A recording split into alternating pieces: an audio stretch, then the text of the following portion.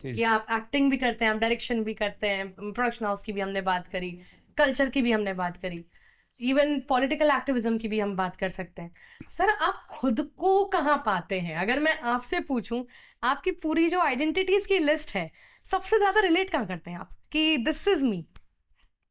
और नहीं, वो स्थान तो नहीं मिला है, और मुझे लगता है कि मेरी तलाश अभी भी जारी है। अगर एज एन एक्टर कहें तो, एज एन एक्टर अगर कोई ये कहता है कि नहीं साहब, I have done my best, वो बेईमानी है और वो उसका गरूर है, वो कभी कंप्लीट नहीं होता है। इसी तरह सृजन में भी जब आप क्रिएटिविटी में जाते हैं, आप कितना भी बेहतर कर लें, कितना भी 100% कर लें, लेकिन जब आप बैठ के रिलैक्स होके और फिर आप देखते हैं तो आपको लगता नहीं यार कुछ रह गया है, इस पर और भी कुछ हो सकता है। हमारे ठाकुर घराने में, राज रजवाड़ों में नाचने गाने वाले को नचैया कहा जाता था, और बड़ी सी हे सी दृष्टि से अरे यार मोड़ा बिगड़ गया पूरी तरह से हैं। तो मैं वहाँ से निकला और फिर मुझे लगा कि उस समाज में रह के, उन लोगों के बीच में रह के, मैं शायद ऐसा कुछ नहीं कर पाऊँगा जो मुझे मेरे जीवन को कोई मायने दे सके। अगर जाने के बाद भी दुनिया में कोई आपको 4 लोग याद ना रखें, आपके काम को याद ना रखें, तो ये आपकी ज़िंदगी को लानत मलामत है, धिक्कार है। तो वहाँ से मैं निकला, फिर ग्वालियर आया, थोड़ा बहुत पढ़ा, फिर हमें लगा नहीं ग्वालियर भी ये शहर नहीं है, और किसी तरह से दिल्ली पहुंचा। उसी बीच एक आधो ऐसे चक्कर हो गए जिनमें एक नक्सल मूवमेंट था, उस वक्त जवानी जोश में थी, तो पूरा का पूरा देश दुनिया बदलने की हम लोग कवायद में थे। ऐसा होता नहीं, आप बदल कुछ नहीं पाते, आप अंदर ही उफान आता है, तूफान आता है, और अंदर ही लड़ा के अब निपट। तो उस चक्कर में फंस के मुझे ग्वालियर छोड़ना पड़ा, पुलिस केसेस वगैरह हुए। और फिर मुझे एक साथी ने एनएसडी के बारे में बताया, तो स्कूल ऑफ ड्रामा में एडमिशन मिला। मैं और रघुवीर यादव, दो हिंदी भाषी लोग, अंग्रेजी में फंस गए। हम लोगों को अंग्रेजी बिल्कुल नहीं आती थी, और हम अंग्रेजी के खिलाफ आंदोलन करते रहे। लेकिन जब एडमिशन मिला तो फिर मेहनत करनी पड़ी। 15 दिसंबर 1995 से लेके आज तक अनवरत मेरा ये मुद्दा है कि हमारा जो पहचान आपने ले ली है, उस पहचान को वापस दीजिए। जो अंग्रेज़ों के समय में बुंदेलखंड था, जो मुग़लों के समय में बुंदेलखंड था, वो आपने क्यों तोड़ा? तोड़ा तो उसका कोई लॉजिक तो होना चाहिए, अगर नहीं है तो हम लोगों के साथ इंसाफ होना चाहिए।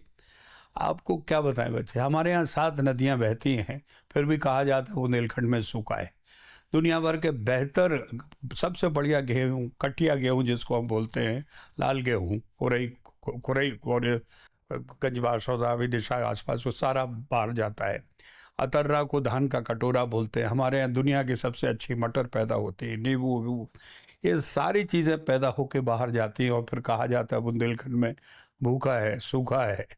4 जगह हम बिजली बनाते, फिर भी हमारी बिजली आगरा, कानपुर, नोएडा, ताजमहल को सुख दिखाती है। बच्चे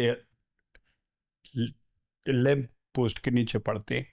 तो ये मैन मेड जो गरीबी है, मैन मेड जो भूखमरी पैदा की हुई है, उसके खिलाफ हमारी लड़ाई है। और एक और बड़ी बात है, आप सब अवेयर होंगे, 4 अलग अलग पार्टियों का वहाँ पे शासन रहा है विगत सालों में, और सभी ये दावे करते हैं कि हमने बुंदेलखंड के लिए ये किया, हमने ये किया, हमने ये किया। तो भाई इतना सब कुछ आप लोगों ने किया, तो बुंदेलखंड को तो स्वर्ग होना चाहिए, वो नरकीय स्थिति में क्यों है? मेरी पहली फिल्म प्रथा रिलीज हुई झांसी में, मोस्ट बड़े से बड़ा थिएटर था एलाइट सिनेमा। वो मेरे दोस्त थे विजय जैन जिनका था, तो उन्होंने लगाई कि भाई बुंदेला जी की पिक्चर पहली यहाँ की बनी हुई, यहाँ की धरती की फिल्म। तो हम उनके साथ बैठे, शाम को 5:30 चाय पी रहे थे, 6 बजे से शो शुरू था। अचानक मैनेजर का, उन दिनों वो थे, ये मोबाइल नहीं थे, फ़ोन आया कि जन साहब बहुत गड़बड़ हो गई। बोले क्या हुआ?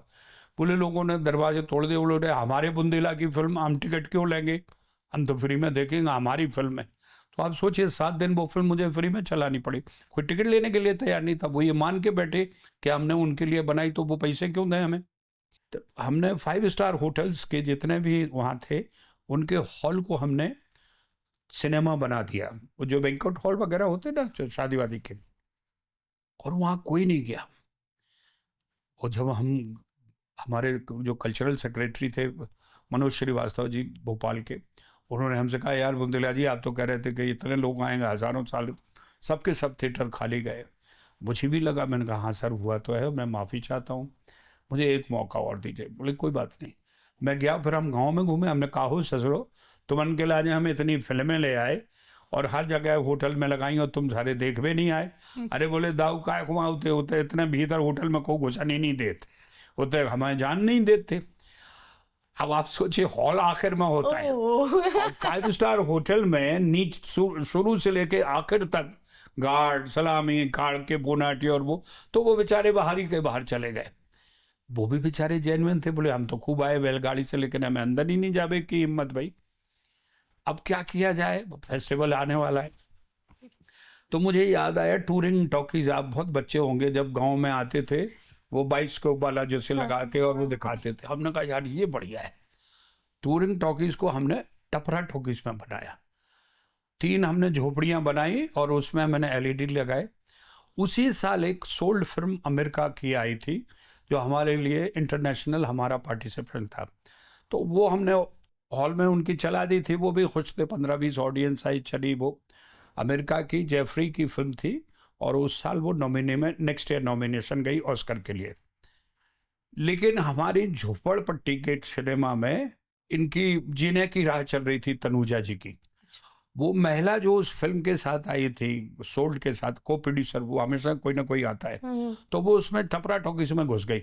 उसने देखा हमने NGO की महिलाओं के लिए जीने की राह फिल्म चलाई थी कि जिंदगी को जीने के लिए आपको कोई बहाना चाहिए होता, आप लूले हों लंगड़े हों, इससे मौत को नहीं। तो वो जब टॉकीज में घुसी तो उसने भीड़ देखी और वो देखा, एम्बियंस देखी, एनवायरनमेंट देखा, तो वो तो पिक्चर खत्म हुई। वो she came to my office, बोली कि no mister Bundela my film has to run into that Topra talkies. अरे हमने कहा मैडम वो तोपरा ताकीज में तुम्हारी फिल्म ना सबटाइटल है, तुम्हारी फिल्म अंग्रेजी में है, और हमारा उस हॉल की जो ऑडियंस है टारगेट ऑडियंस गांव देहात के, no whatsoever, I am staying back, my film has to run. सबसे बेस्ट पार्ट इसका है जो मुझे लगता है राजनीति में, सामने वाला थिएटर में अगर डायलॉग भूल जाता है, सही क्यों नहीं देता है, फिर भी आपको कंटिन्यू करना पड़ता है ना। आप रोक तो नहीं जाते, अरे नहीं यार इसने गलत डायलॉग दे दिया, मेरे को नहीं। You learn improv like this. Then you have to keep on. बिल्कुल। राजनीति में भी आपको नाटक ये सिखाता है कि अगर सामने वाला गलत बोल रहा है, अपनी जिम्मेदारी को नहीं समझ रहा है, अपनी जिम्मेदारी से मुंह मोड़ रहा है, यू कंटिन्यू। अगर वो गलत कर रहा है तो भी आप अपने लक्ष्य को मत भूलो, आप अपनी बात को मत भूलो, अपनी बात को करो और जिस लिए तुम्हें बुलाया गया है वो पूरा करो। तो ये थिएटर से ही राजनीति में मिलता है। हम तो चाहते हैं ये सारे जितने नौजवान जो राजनीति में आते हैं इनको 2-2 साल की ट्रेनिंग थिएटर से ले लेनी चाहिए तो डिसिप्लिन भी हो जाएगा और कमिटमेंट भी हो जाएगा।